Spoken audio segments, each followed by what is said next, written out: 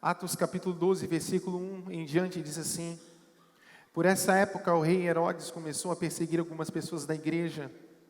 Ele mandou matar à espada Tiago, irmão de João. Quando viu que isso agradou os judeus, mandou também prender Pedro. Isso aconteceu durante a festa dos pães sem fermento. Depois que prendeu Pedro, Herodes o colocou na cadeia e pôs 4 grupos de soldados, com 4 em cada grupo, para guardá-lo. É que Herodes queria apresentá-lo ao povo depois do dia da Páscoa. E assim Pedro estava preso e era vigiado pelos guardas, mas a igreja continuava a orar com fervor por ele. Na noite antes do dia em que Herodes ia apresentá-lo ao povo, Pedro estava dormindo, preso com 2 correntes, entre 2 soldados, e havia guardas de vigia no portão da cadeia. De repente apareceu um anjo do Senhor e uma luz brilhou dentro da cela. O anjo tocou no ombro de Pedro, acordou e disse: Levanta-se depressa. Então as correntes caíram das mãos dele. Aperte o cinto e amarre as sandálias, disse o anjo. E Pedro fez o que o anjo mandou. Põe a capa e venha comigo, ordenou o anjo. Pedro saiu da cadeia e foi seguindo o anjo, porém não sabia se de fato o anjo estava libertando. E pensava que aquilo era uma visão. Eles passaram pelo primeiro e pelo segundo posto da guarda e chegaram ao portão de ferro que dava para a rua. O portão se abriu sozinho e eles saíram. Andaram por uma rua e de repente o anjo foi embora. Então Pedro compreendeu o que estava acontecendo e disse: Agora sei que de fato o Senhor mandou o seu anjo e me livrou do poder de Herodes e de tudo o que os judeus tinham a intenção de me fazer. Quando Pedro entendeu o que havia acontecido, foi para a casa de Maria, mãe de Marcos. Muitas pessoas estavam reunidas ali orando. Ele bateu na porta da frente, a empregada que se chamava Rode foi ver quem era. Quando reconheceu a voz de Pedro, ficou tão contente que em vez de abrir a porta, voltou correndo para contar que Pedro estava lá fora. Então eles disseram: Você está maluca? Porém ela insistiu que era verdade. Aí eles disseram: É o anjo dele. Enquanto isso, Pedro continuava batendo. Finalmente eles abriram a porta e quando viram que era Pedro mesmo, ficaram muito assustados. Ele fez um sinal com a mão para que ficassem quietos e contou como o Senhor o tinha tirado da prisão. Contem isso a Tiago e aos outros irmãos, disse ele. Em seguida, saiu dali e foi para outro lugar. Amém? Deus me deu uma palavra, nós estamos no mês do romper, começamos janeiro. Esse ano, eu entendo que estamos debaixo de uma palavra profética, que Deus tem uma porção dobrada do seu Espírito para nós. Quem crê nisso? Mas existe um caminho para que a palavra de Deus, ela se torne verdade em nós. E eu queria hoje falar sobre isso, sobre rompendo com o natural. Muitas pessoas são guiadas pelo natural. Mas Deus tem nos chamado como igreja do Senhor, você que está aqui, para que nós possamos romper, nos desligar daquilo que é natural. A Bíblia fala que o Evangelho não são palavras de sabedoria, mas é o poder de Deus. Quando Deus nos tira do mundo e Deus nos chama e nos coloca aqui, Deus nos chama para que nós possamos viver no sobrenatural. Quando nós falamos em romper com o natural, nós falamos em romper com tudo aquilo que é comum, em romper com tudo aquilo que é padrão. Deus nos chamou e Ele nos convida como igreja a andarmos sobre as águas, a vivermos de uma forma em que não é o mundo natural que determina aquilo que vamos viver, mas é o sobrenatural que determinará aquilo que vivemos no natural. Quando nós olhamos para esse texto, Deus estava ministrando no meu coração. Você imagine, Herodes se levanta contra a igreja, e a Bíblia diz então que Herodes mata Tiago. Diz que ele mata Tiago. Sabe quem era Tiago? Tiago era um dos 3 discípulos mais chegados de Jesus. Você lembra onde Jesus ia? Jesus chamava quem? Pedro, Tiago e João. Tiago era um apóstolo de destaque. Tiago era o amigo de Jesus, era uma grande referência para a igreja. Diz que Herodes agora ele mata Tiago. Você imagina? Satanás muitas vezes, ele está tão furioso com a igreja, e ele quer destruir a igreja, ele quer enfraquecer a igreja, e ele vai aonde? Nos cabeças, naqueles que se tornaram referência às pessoas. Imagina só, você está numa igreja, congregando nessa igreja, e um dos principais líderes da igreja é morto, assassinado.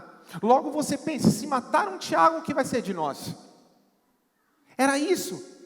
Herodes se levanta com fúria e ele usa força contra a igreja para enfraquecer a igreja do Senhor. Tiago morre, mas não bastava matar Tiago, agora Herodes manda prender a Pedro. Quem era Pedro? Pedro era aquele que teve a revelação de quem era Jesus.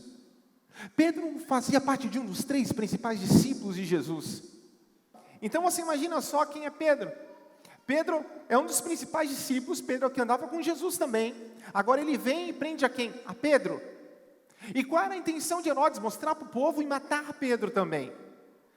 A igreja começa a ficar apavorada. Você já viu que muitas vezes, quando nós estamos fazendo um propósito do Senhor, parece que Satanás se levanta de uma forma furiosa contra a nossa vida. Ele vem nos atacar, ele quer pegar as referências, ele quer matar as referências, e aqueles que ele não mata, ele quer aprisionar. Quantas pessoas que estão na igreja, mas estão aprisionadas por Satanás? E eu estava dizendo para algumas pessoas esses dias, Satanás não precisa desviar as pessoas da igreja, ele pode desviar as pessoas dentro da igreja. Ele pode aprisionar as pessoas dentro da igreja. Mas quando tudo isso acontece, talvez Herodes pensando que ia amedrontar o povo, pensando que esse povo iria se dispersar e se tornar fraco, a Bíblia diz que a igreja agora reage, e todos se unem em oração. Isso é maravilhoso. Sabe o que acontece? Existem coisas que nós pensamos que nós podemos resolver com o nosso jeito. Existem coisas que nós pensamos que nós podemos dar um jeito, até que algumas coisas acontecem na nossa vida, que nós vemos que por mais que a gente faça, por mais força que nós tenhamos, mais sabedoria que nós tenhamos, nós não vamos conseguir resolver sozinho, e aí nós começamos a buscar a Deus, e a igreja se põe a buscar ao Senhor. A igreja precisava que Deus fizesse alguma coisa. Olhe, eles podiam tentar então se rebelar contra Herodes, talvez poderiam pensar em resgatar Pedro, mas eles não fizeram isso, porque eles sabiam que se eles fizessem isso, eles não teriam sucesso.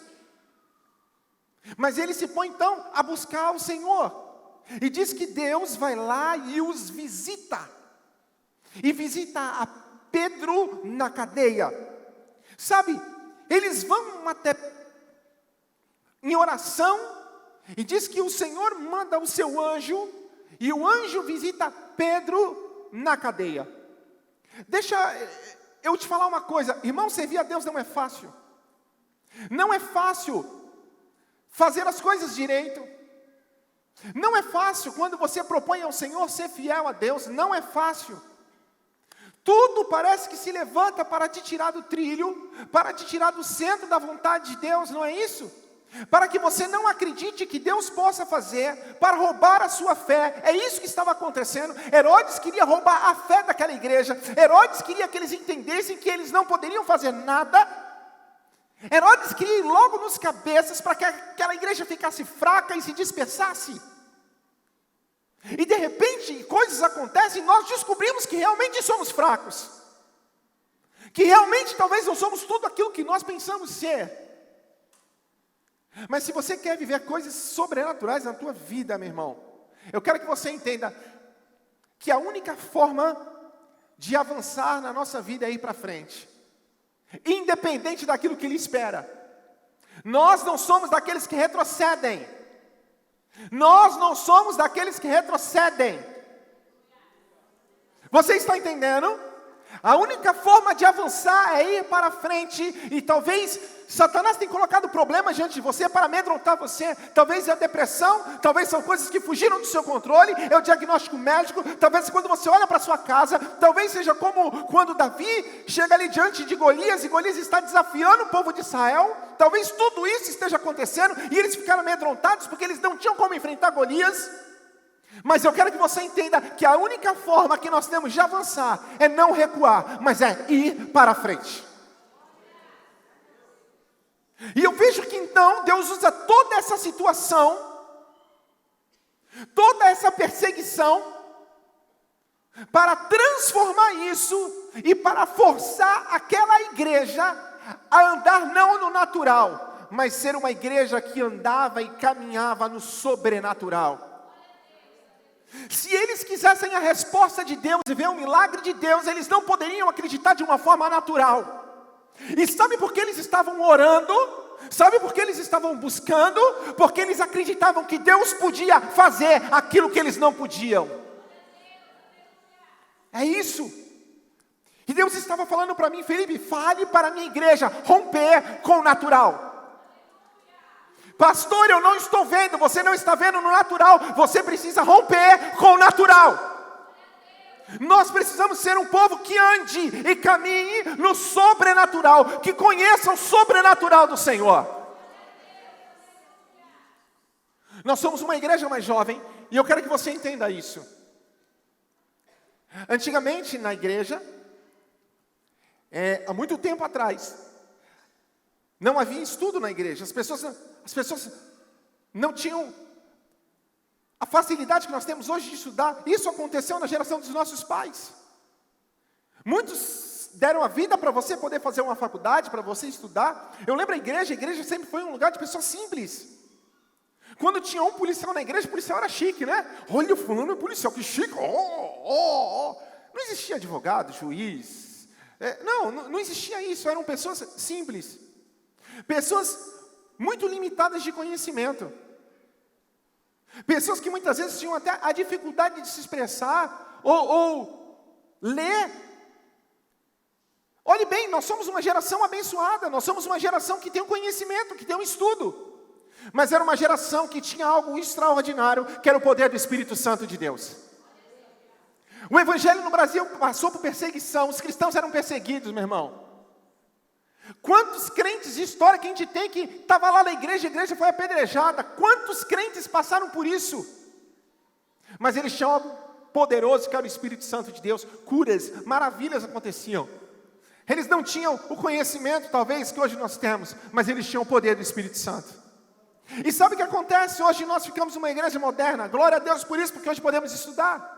Quantos aqui têm faculdade, estão cursando sua faculdade, seu curso técnico, terminaram lá o seu colegial? Não é isso? Que honra, que bênção! Mas eu vejo que a igreja muitas vezes tem aberto mão do Espírito Santo de Deus e do poder do Espírito Santo. Não adianta você ter o conhecimento se você não tiver o Espírito Santo de Deus. Então, as coisas só podem acontecer se nós cremos e nós acreditamos. E eu quero que você entenda uma coisa, que quem salva não é a palavra de sabedoria que temos, a palavra de conhecimento que temos. O que salva é o Espírito Santo que convence o homem, tira o homem do pecado e coloca ele no trilho. Nós não mudamos pessoas. A cura acontece por causa do poder do Espírito Santo em nós. E hoje a igreja tem aberto mão daquilo que é principal, o Espírito Santo de Deus. Quando Jesus diz para os seus discípulos: vão para Jerusalém, fiquem lá, até que do alto vocês possam ser revestidos de poder. Olhe bem, a prioridade é o revestimento de poder. Porque quando você chegar no seu limite natural, entra o sobrenatural de Deus na sua vida. Você entende isso? E as pessoas hoje estão na igreja, não conhecem o Espírito Santo, não têm experiência com o Espírito Santo. As pessoas estão pecando e o Espírito Santo não grita no seu coração, porque ele não conhece o Espírito Santo de Deus. Nos tornamos religiosos, mas longe da presença do Altíssimo. Longe de uma experiência real e concreta com Deus, longe de sabermos quem Ele é, ou temos a experiência de ter a convicção de que Ele habita em nós. Então, se nós queremos ser uma igreja que rompa com o natural, você quer romper com o natural? Diga: eu quero. Glória a Deus. Então você precisa, meu irmão, aprender a discernir os tempos. Deus falou muito forte comigo sobre isso. Olhe, essa igreja é uma igreja que tinha experiência do sobrenatural de Deus, tinha experiência com o Espírito Santo de Deus, e eu vou dizer algo para vocês. O que Deus iria fazer estava na mão deles. Deus podia fazer alguma coisa, ou Deus podia não fazer nada. Deus pode fazer algo na sua vida, ou Deus pode não fazer nada, depende de você. Então eles precisavam discernir os tempos e saber quem eles eram. Abra sua Bíblia comigo, em Atos capítulo 2, versículo 17 ao 19. Olhe bem, eu imagino que todos daquela igreja tinham seus afazeres, todos tinham as suas preocupações, mas todos deixaram seus afazeres para buscar algo em comum. Se Pedro morresse, eu poderia dizer que seria um grande baque para a igreja, aquela igreja ficaria atordoada, talvez muitos se desviariam, mas a preocupação quando eles se reúnem por Pedro, eu imagino que não é apenas com Pedro, mas é com o futuro da igreja. Sabe qual é o nosso problema? Muitas pessoas têm vivido um evangelho egoísta e nós temos pensado só em nós. Nós chegamos na igreja pensando em nós, pensando na bênção que nós devemos alcançar, no milagre que Deus tem que fazer para nós. Mas nós não estamos pensando no todo, no corpo de Cristo. Nós não entendemos que se você não viver uma vida de vitória, eu também não vou viver. Nós fazemos as coisas pensando em nós, queremos a nossa bênção, o nosso bem-estar. E eu quero que você entenda qual é o tempo que nós temos vivido. A Bíblia diz assim, em Atos 2,17, é isto que eu vou fazer. Nos últimos dias, diz Deus, derramarei o meu espírito sobre todas as pessoas, diga todas as pessoas.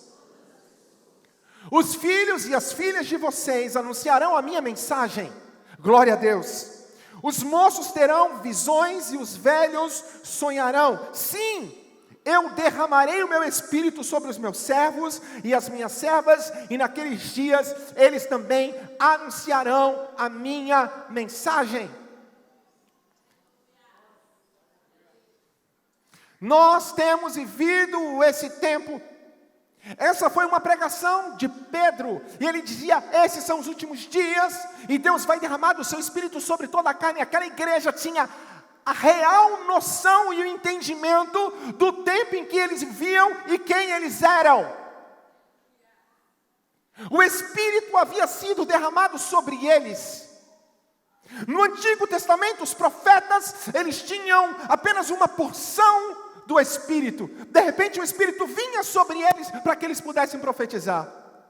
No Novo Testamento, nós, a igreja do Senhor, nós temos o Espírito Santo na sua plenitude sobre nós. E quando nós falamos discernir os tempos, nós vamos entender que não é para alguns, é para todos. É para as mulheres, é para os homens, é para as crianças, é para todos, é para que todos possam se unir, todos se unir. Eles estavam na casa da mãe de João Marcos. Quem vai atender a porta? A serva da casa, Rod. Era a serva junto com a patroa orando. Todos estavam reunidos orando, buscando a Deus por um mesmo propósito, porque eles sabiam que a sua oração podia mudar qualquer situação. Nós temos que discernir os tempos. Não é para nós. Muitos pais muitas vezes se converteram e só pensavam na sua salvação. Não é apenas para você, é para os seus filhos. Filhos não é apenas para vocês, é para os seus pais. As pessoas ficam brigando, mulher pode falar, mulher não pode, não sei o quê. É para as mulheres. É para os homens. Eu derramarei sobre vós, levante a sua mão, é o tempo, nos últimos dias, nós estamos nos últimos dias, eu derramarei sobre vós do meu Espírito, diz o Senhor. E Deus estava falando comigo, eu quero que você preste atenção nisso. É isso que eu vou fazer, diz Deus, sobre todas as pessoas, os filhos e as filhas de vocês. Os vossos moços terão visões e os vossos velhos sonharão. Sabe o que acontece? Quando a gente vai ficando velho, nós vamos deixando de sonhar, porque muitas vezes nós não temos a capacidade mais de realizar aquilo que realizávamos antes. Mas Deus me falava isso, Felipe, diga para aqueles de mais idade. Eu falei, para mim também, Deus. Eu acho que eu posso esperar um pouco ainda. Mas daqui a um tempo eu não terei mais a mesma força para realizar aquilo que eu realizo hoje. Mas sabe de uma coisa? Mesmo que você não tenha mais a força para realizar, sonhe. Porque Deus vai levantar jovens com visão para realizar. Você está entendendo? Não é passarmos, não é frequentarmos uma igreja, aquilo que vamos deixar nesse tempo. É o estrago que vamos fazer no inferno. Hoje eu vim para a escola dominical e vi uma palavra: avalanche, avalanche, avalanche, avalanche, avalanche. Avalanche, eu falava com os pastores: você já viu uma avalanche como é? Quando algo vem abruptamente, vai levando tudo e arrastando tudo com força, e por onde ele passa ele vai arrastando. Pois bem, sabe o que Deus diz para Pedro? Jesus disse para Pedro: e as portas do inferno não prevalecerão contra a igreja do Senhor. Quando nós discernimos os tempos, a igreja se levanta com poder, e ela é como uma grande avalanche, e vai levando, e vai levando, e vai levando, e vai levando, e nada pode parar. É poderoso. Aleluia, é poderoso. Aleluia, glória a Deus. Discernir os tempos. Não é hora de buscar por si, é hora de buscar pelo todo. Não é hora de buscar o sucesso pessoal, é hora de buscar o sucesso do reino.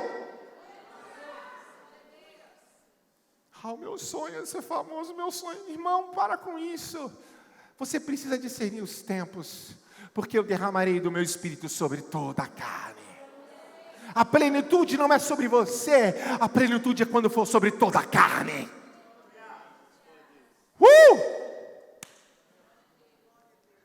Hoje acho que o Fernando fala para mim: já pensou pegar um bebê no colo e você sentir a presença de Deus? Sobre toda a carne. Sobre toda a carne. Aonde você for, sobre toda a carne. O Espírito está derramado. Deus tem levantado uma geração profética. Os vossos filhos, vossas filhas profetizarão. Uma geração profética. Você crê nisso? Nós temos que aprender a andar pelo profético. O que é isso? A Bíblia diz que Deus fala para Ezequiel: Ezequiel, leva Ezequiel até um vale de ossos sequíssimos. E ele pergunta: o que você vê? Deus, eu estou vendo um vale de ossos secos. O que você vê? Eu vejo um vale de ossos secos. Olhe para a sua vida, olhe para a sociedade, olhe em volta de você, olhe para a sua casa. O que é que você vê? Deus, eu vejo um vale de ossos secos. Você está vendo um vale de ossos secos? Você está vendo um vale de ossos secos? Eu quero perguntar para você. Olhe para o seu problema. Você está vendo um vale de ossos secos? Aleluia! Pastor, estou vendo um vale de ossos secos. E o que Deus diz para Ezequiel? Então vai e profetiza. Irmãos, nós temos que parar de reclamar. Pare de reclamar da cidade, pare de reclamar da igreja, pare de reclamar do Brasil, pare de reclamar. As pessoas vivem reclamando. As pessoas reclamam de tudo, reclamam do sol, reclamam da chuva, reclamam da igreja, reclamam do pastor, reclamam do louvor, reclamam do prefeito, reclamam do presidente, reclamam do deputado. Irmão, para de reclamar, profetiza. O que é que você está vendo? Estou vendo um vale de ossos secos. Você reclama da firma que você trabalha. Nós nos escondemos atrás das desculpas e da culpa aos outros. Pare. O que é um vale de ossos secos? Profetiza. Profetiza o quê? Profetiza vida. Profetiza a vida. De repente começa a vir, meu irmão, pá, pá, pá. Só ouve o barulho, são os ossos batendo. Os ossos batendo, os ossos batendo, os ossos batendo, os ossos batendo. Os ossos estão batendo, os ossos estão batendo. Tem vida não, mas eu estou ouvindo os ossos bater.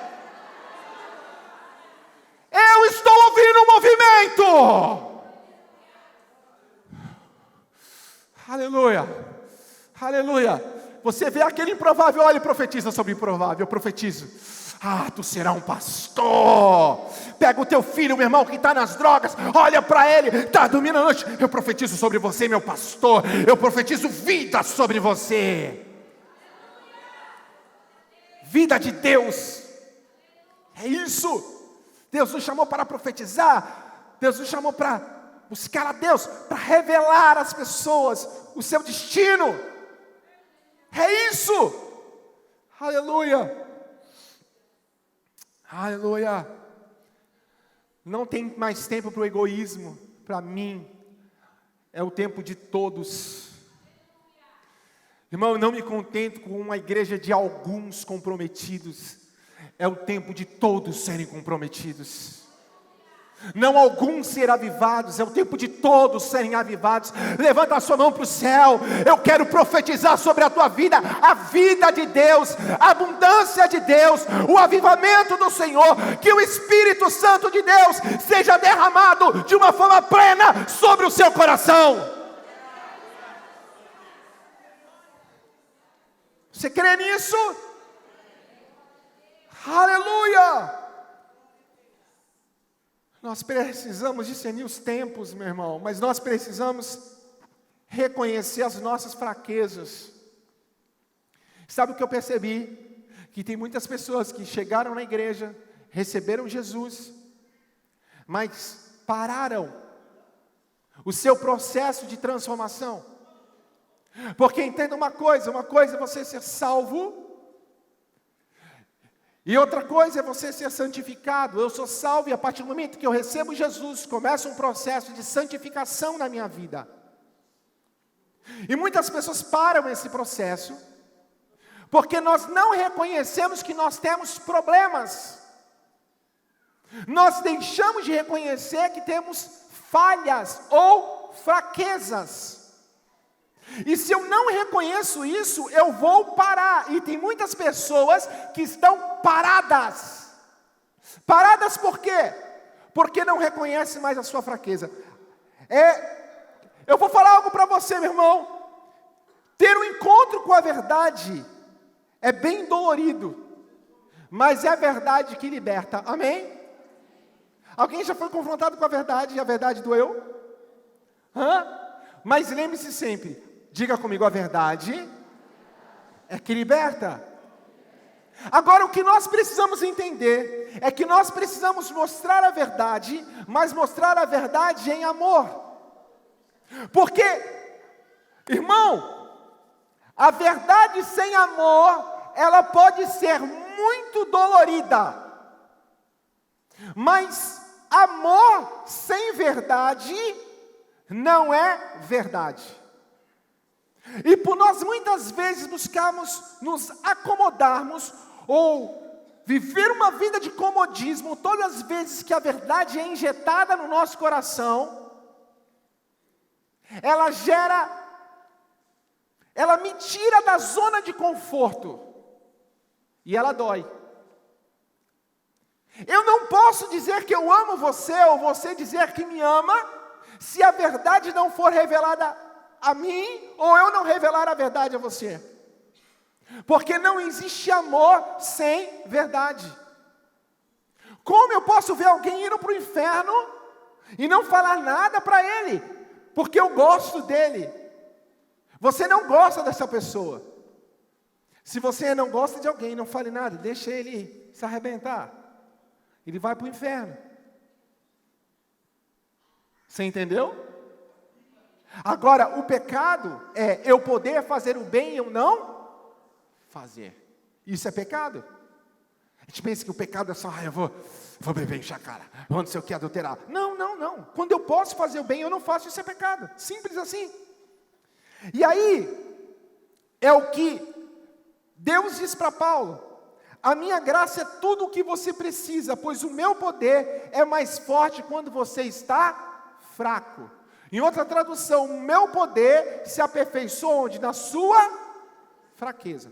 Por que o poder de Deus se aperfeiçoa na nossa fraqueza? Vamos entender? Imagina o seguinte. Aonde eu acho que eu sou forte, eu não me preocupo. Quando eu começo a enxergar fraqueza em mim, é simples. A pessoa está passando por um problema enorme que ele não consegue resolver. O que ele faz? Ele é até meio desviado. Mas ele vem para a igreja. Sim ou não? Por quê? Porque quando eu estou fraco e eu vejo que eu não tenho como vencer, eu recorro aonde? Em Deus. Sabe por que a igreja começou a orar em Atos dos Apóstolos quando Pedro está preso? Porque a igreja reconheceu que eles eram fracos. Eles reconheceram que estavam fracos. Sabe? Então todos nós temos na nossa vida pontos vulneráveis. Todos nós vamos ter pontos vulneráveis. Olhe bem, Quando eu entendo que um ponto meu é vulnerável, então eu preciso buscar a Deus, porque Deus vai me transformando, porque eu não sou capaz de me transformar sozinho. Agora, qual é o problema daqueles crentes religiosos? Eles acham que são bons demais, são melhores que todo mundo, por isso Deus não pode trabalhar nele, porque ele não é fraco. E outra coisa, todos nós sempre tivemos problema. Eu lembro da minha juventude, gente, como Deus teve misericórdia de mim, a luta que eu tinha. Quantas eu lutava contra a minha carne? Minha carne queria fazer uma coisa, e a palavra dizia outra para mim. Quantas vezes eu, como líder, eu comecei muito novo, os meus líderes tiveram tanta paciência comigo. Eu formo pessoas. Então entenda uma coisa, quantas vezes as pessoas chegam para mim e erram, mas eu tenho paciência com eles, porque eu me lembro, alguém teve paciência comigo. Quando eu conheço a graça, eu posso apresentar a graça. Quando eu entendo que Deus é um Deus misericordioso, eu vou agir também com misericórdia. Quem recebe a misericórdia de Deus, revela a misericórdia de Deus às pessoas. Sabe por que tem gente que não tem misericórdia do outro? Porque ele esquece o que Deus fez por ele. Quantas pessoas aqui lutam muitas vezes contra as palavras torpes, contra os desejos do coração. E o que a Bíblia diz? Que nós não devemos julgar. Aí o que acontece? Nós queremos cuidar da vida dos outros. Aí na igreja começa um querer cuidar da vida do outro, um julgar o outro. A Bíblia diz, antes de arrancar o cisco do olho do irmão, arranca a trave da sua. Por quê? Imagina lá, tu vai ajudar o irmão, está com um cisco, está com uma trave enorme, um poste no teu olho, vai chegar nele, o poste vai bater nele, vai incomodar. Então antes eu preciso resolver o meu problema, para que depois eu possa resolver o problema dos outros. Quando você vê alguém cair, use de misericórdia, basta você lembrar a misericórdia que Deus usou por você. Eu sempre fui uma pessoa muito perfeccionista, e eu lembro que no começo, eu sempre fui muito, como eu posso dizer, firme, mas pelo zelo das coisas de Deus. E um dia, eu pensando assim, poxa, mas fulano não está junto, Beltrano, não tem ninguém, não sobrou ninguém. Deus falou nitidamente comigo, falou, Felipe, nem você presta. Tu está pensando o quê? Aí eu olhei para mim, lembrei da minha fraqueza, lembrei que eu não prestava. Aí eu falei, se Deus tem misericórdia de mim, por que eu não vou ter do outro? Reconhecer nossas fraquezas, nossas limitações. Quantas pessoas vivem uma vida de fingimento, parece que está tudo bem, mas não está. Não está. E Deus não pode operar sobre a mentira. Quando nós não temos um coração verdadeiro, sabe, para com Deus. Então nós não devemos julgar, mas nós devemos realmente buscar ser sinceros, ser puros. Sabe o que a Bíblia diz? Você quer entrar no reino do céu, você tem que ser como uma criança. A criança aqui é pura. Criança não tem medo de ser quem é. Você está entendendo? Ser espontâneo.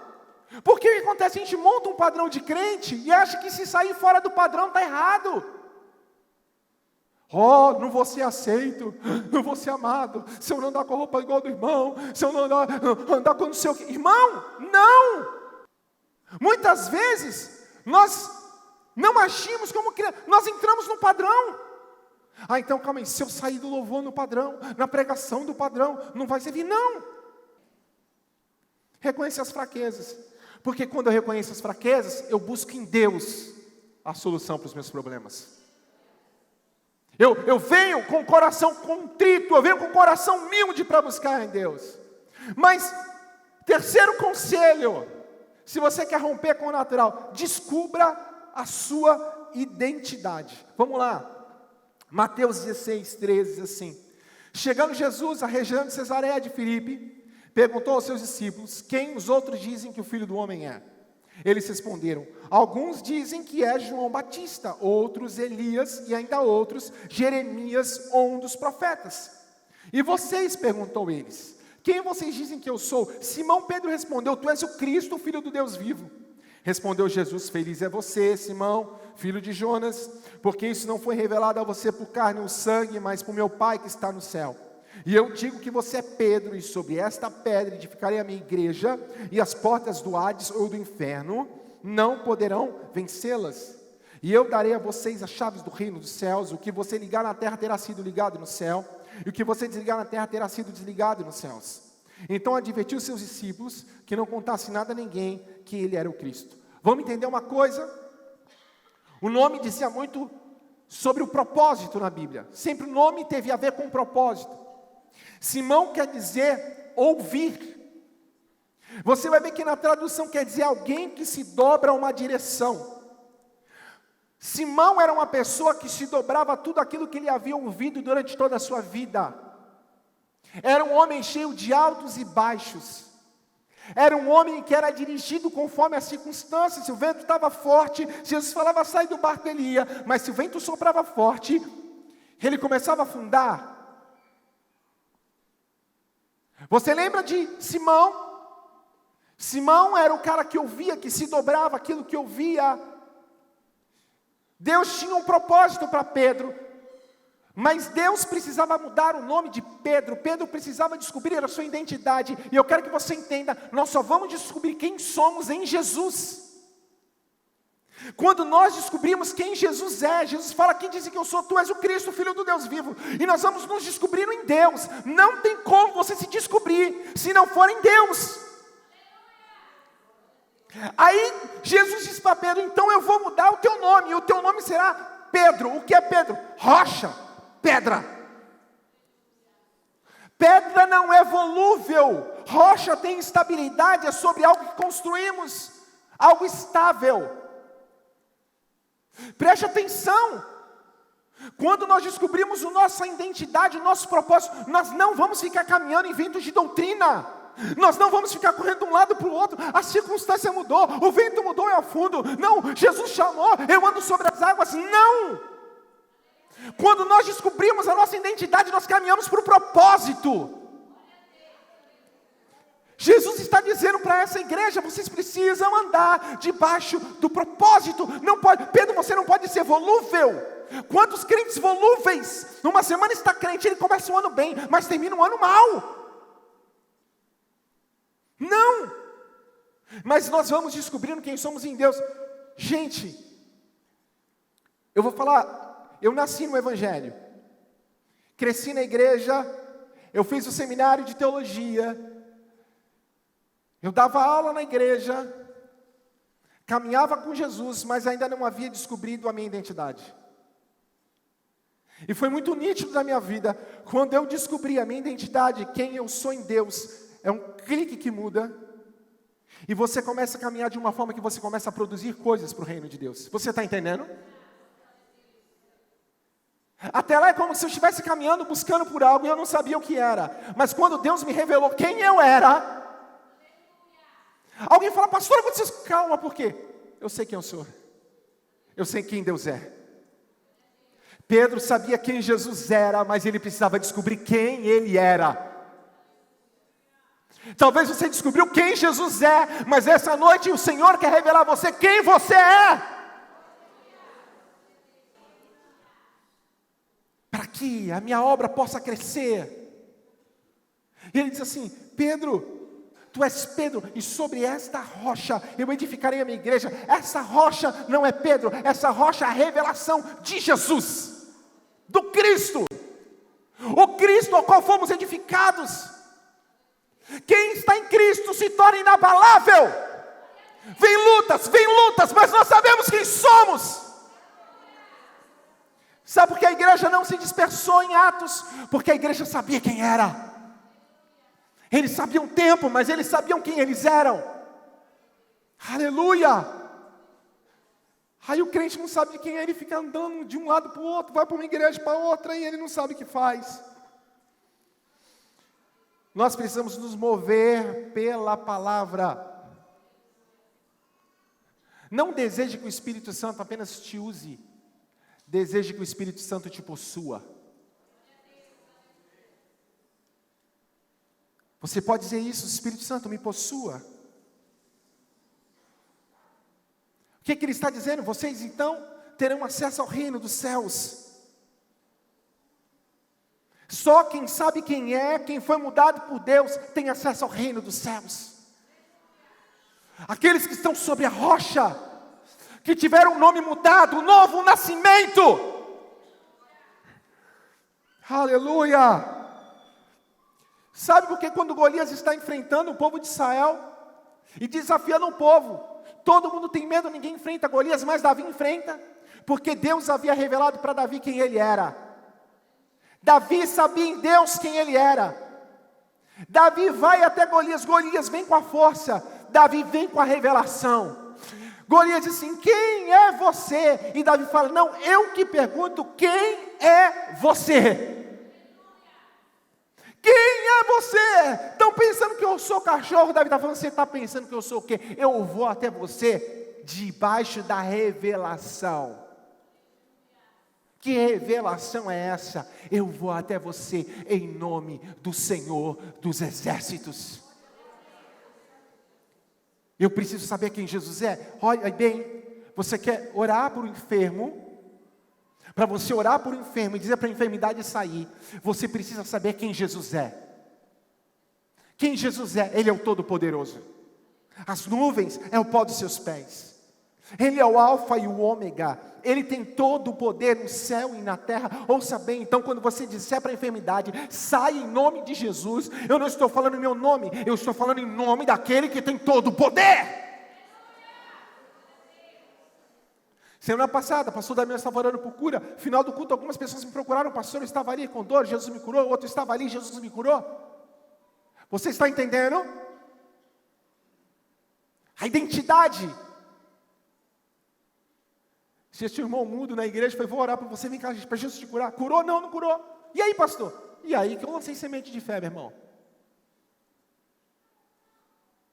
Mas eu lembro um dia que Jesus curou a irmã surda aqui na igreja. Ela não tinha nada, tinha arrancado tudo do ouvido e ela ouvia, não sei como. Ela chegou no médico para dizer: o médico falou: sai daqui, tu está louca. Ela falou: não, estou vindo com esse ouvido aqui que não tem nada. Você sabe quem Jesus é? Sabe quem Jesus é? Eu sempre conto, teve um dia que a gente fez um retiro, tem aquela ilha Pompeba, né? Lá no meio do casqueiro lá, a gente fez um retiro, estava mó chuva, irmão. Atravessando na barquinha, todo mundo com um monte de coisa, aquela chuva. Eu falei: bom, é hoje. Eu estava cheio de fé naquele dia, cheguei em cima do barco, olhei para o tempo e falei assim: chuva, para agora em nome de Jesus. Na hora que eu falei: chuva, para em nome de Jesus, gente, sem brincadeira, em cima do barco, caiu um toró. Todo mundo olhando. Aí eu: chuva, chuva, chuva, Deus, Senhor, em nome de Jesus, é chuva. Foi misericórdia. Vamos mesmo assim. Foi atravessar o barco, abriu um sol naquele lugar que saiu todo mundo queimado. Sabe por quê? Porque não somos nós, é Ele. Não é por nossa causa, é por causa dEle. Eu preciso saber quem Ele é, para que eu possa descobrir quem eu sou. Identidade. Aí você não vai ver crente perder um tempo por aí. Entendeu? Nós vamos andar em Deus. Sabe, as pessoas têm uma ideia errada do Evangelho. O Evangelho não é religião. O Evangelho é relacionamento com Deus. O Evangelho não é usos e costumes. O Evangelho não é uma luta pelo poder. O Evangelho é uma mensagem de esperança e transformação para aquele que está morto e perdido. E ele vai descobrir que ele pode reviver em Jesus. Deus está preocupado em conquistar uma nação. Deus está preocupado em conquistar o coração das pessoas que vivem em uma nação. É isso. Evangelho é transformação de vida. É mudança de mente. E é tão bom quando a gente descobre o Evangelho de Jesus. Isso é maravilhoso, irmão. Isso é maravilhoso. Eu poder viver pleno em Cristo Jesus. E é isso que Deus tem para nós. Quero a igreja saber quem era. Mas o último conselho que eu quero dar para você: romper com o natural. O que a gente precisa fazer, pastor? Precisa orar. A oração é um costume que nós estamos deixando de lado. A igreja não entende muito mais o que é oração. Enquanto nós não oramos, nós estamos tentando resolver as coisas com as nossas forças, já viu? Lutamos com a nossa força. Quando você começa a orar, Deus vai lutar com a tua força. Não pense você que são orações demoradas que trazem resposta, orações com um português eloquente. Não. Quando devemos orar em todo o tempo? Você está no carro, ore e fala com Deus. Acordou de manhã, está indo para a escola, para a faculdade, Senhor, estou aqui, olha Deus. Às vezes eu estou no carro orando, lançando minhas preocupações ao Senhor. Assim, meu irmão. Eu lembro um dia, eu estava chegando na igreja em Santos, e eu fui separar minha oferta, e eu não tinha dinheiro para dar de oferta. Eu tinha R$2 só. Eu tinha R$2.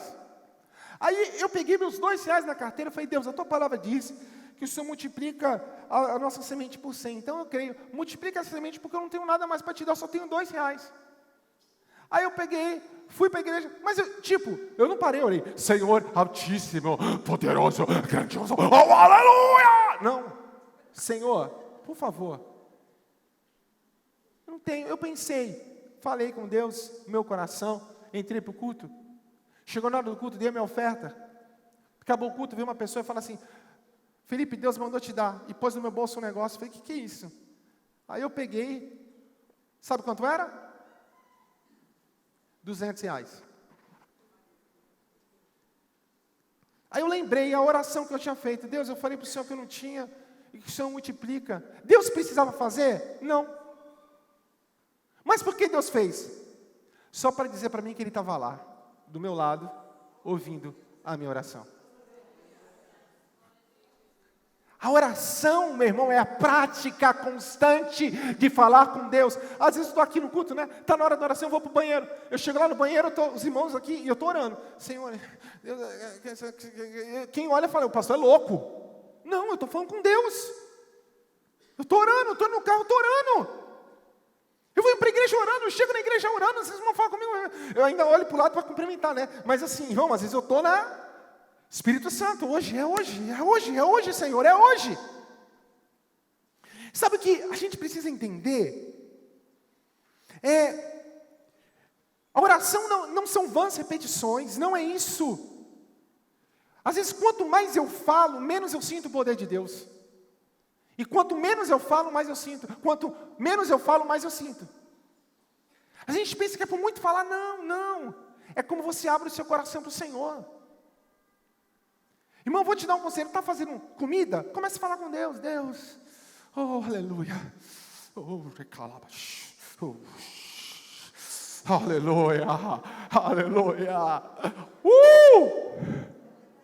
Está indo para o trabalho e vai falar com Deus no trabalho, irmão. Não se preocupe em mostrar para os outros, fale com o Senhor, mas eu não sei falar, conversa com Ele. Abra o seu coração para o Senhor. Ore em todo o tempo. Deus, eu estou aqui desempregado, vou fazer essa entrevista. Vai comigo, Senhor, por favor. Por favor. Temos que parar de conhecer Deus, de ouvir falar e andar com Ele.